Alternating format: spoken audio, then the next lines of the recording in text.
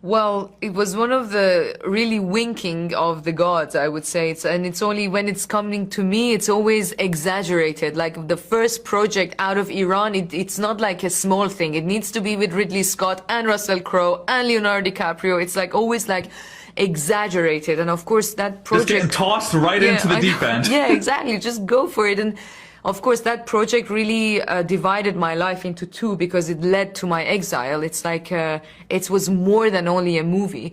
It was something that it was that little push to the train that the train went completely the other direction. And I would say working with Leo and Ridley, it was incredible because I was coming from the independent cinema of Iran, and I was already like I was 24 years old. I was already like a star in Iran. But you know, the most thing that I never forget is the scene that it's not in the movie, it's in the deleted scenes, that I had to touch him. And the funny thing is, me and Leo behind the scenes, we were buddies, we were friends, we were going jet skiing, we were like hugging each other.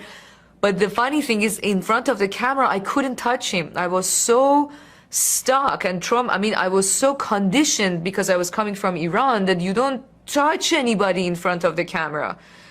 And I remember that day when I was sitting there, we were buddies. Like, we were like buddies, literally. When they wanted to shoot, I couldn't even imagine touching his neck and finding this piece of bone.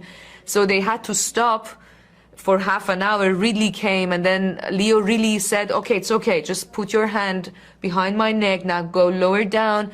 It's not even a kissing scene. It's like just touching him for me was so...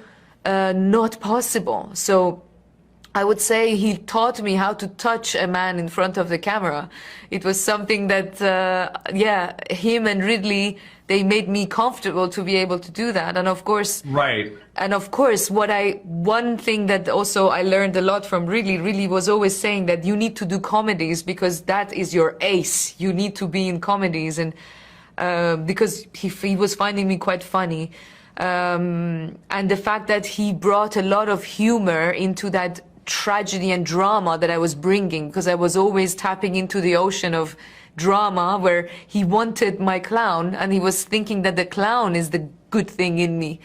And it was something that I always remember, that I always stand on humor rather than, because I have an ocean of drama in me, but Ridley encouraged that humor in me, I would say.